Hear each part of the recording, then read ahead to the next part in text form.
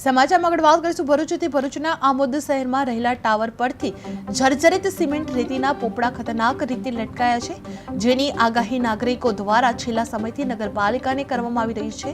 બે નાગરિકોનું જીવન સદનસીબે બચ્યું છે, પરંતુ જો થોડી વિલંબ થઈ હોત તો નુકસાન મોટી હોત।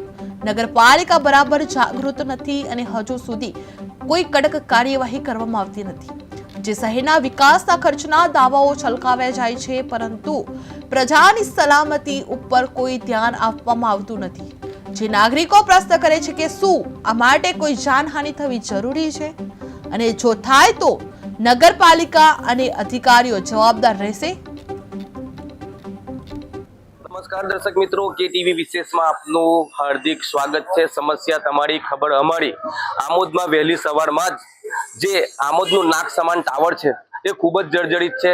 ઘણીવાર કે ટીવી ગુજરાતી ન્યૂઝના માધ્યમથી આ ટાવરના સમાચાર પણ આપવામાં આવ્યા હતા, પરંતુ જાડી ચામડી ધરાવતી આમોદ નગરપાલિકાના પેટનું પાણું આજ દિન સુધી હલ્યું નથી, જેને લઈને આજે કેટલાક લોકોના જીવ તાળવે ચડ્યા હતા। જેમાં આપણે કેમેરામાં જોઈશું કે આ જે ટાવરના જે દ્રશ્યો છે તેની ઉપરથી આજે મસ્ત મોટા પોપડાઓ પડ્યા હતા।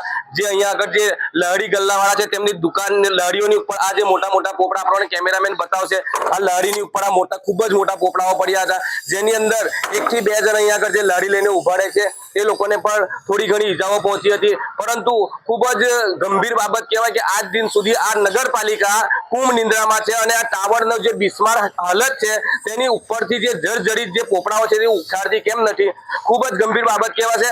જો કોઈ અહીંયા આગળ નિર્દોષ વ્યક્તિનું જીવ જશે તો તેની સંપૂર્ણ જવાબદારી અહીંયા આગળ નગરપાલિકાની રહેશે, તેવું અહીંના લોકો કહી રહ્યા છે। જો આ વહેલી તકે ટાવરની કામગીરી કરવામાં નહીં આવે અને કોઈનો જીવ જશે તો આમોદ નગરપાલિકા તેની જવાબદાર રહેશે।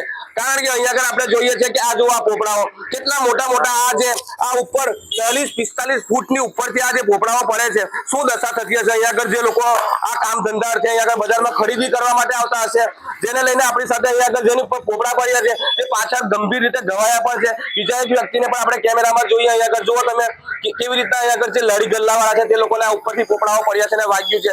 શું કહેશો, કેટલી વાર આ સમાચાર પ્રકાશિત થયા છે, નગરપાલિકા કુંભ નિંદ્રામાં છે, ક્યારે જાગશે, કોઈનું જીવ જશે ત્યાર પછી જાગશે, રાહ જોઈ રહી છે પાલિકા।